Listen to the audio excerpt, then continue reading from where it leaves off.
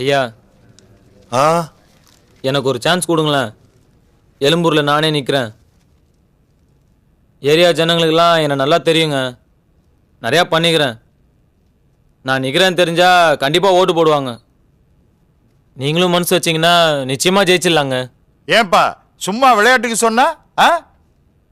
என்ன குமார், கொலை பண்ணி பண்ணி போர் அடிச்சு போச்சா? எங்க கூட வந்துடலான்னு பாக்குறியா? ஏன் முக்கால்வாசி கொலை நீங்கள் சொல்லி தானே பண்ணேன். என்னங்க அவன் நிஜமா தான் கேட்குறான் போல இருக்கு. சும்மா உக்காந்துட்டு இருக்கீங்க.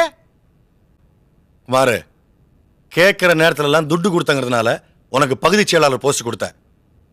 இதுக்கு மேல கேட்ட நல்லா இருக்காது. பேசாத நில்லு. இவங்க எல்லாம் கோவப்படுவாங்க. ஒரு 10 வருஷம் போட்டோம், பார்க்கலாம். அதுக்குள்ள என்ன போட்டாங்கண்ணே? அப்படியெல்லாம் பார்க்க முடியுமாப்பா? அப்படிதாங்க பார்க்கணும். நானும் செட்டில் ஆவானாமா? எனக்கும் பொண்டாட்டி குழந்தைன்னு ஆயிடுச்சு.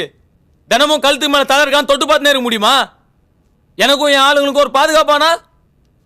எங்க கூட வந்து ஒரு நாள் இருந்து பாருங்க, எங்க வாழ்க்கை எவ்வளவு கஷ்டம் தெரியும்.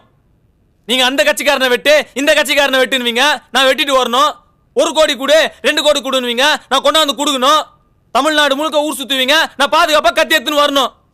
இந்த கையால எத்தனை தோரணம் கட்டியிருப்பேன், எத்தனை கம்பு நட்டிருப்பேன், எத்தனை மேடை போட்டிருப்பேன்.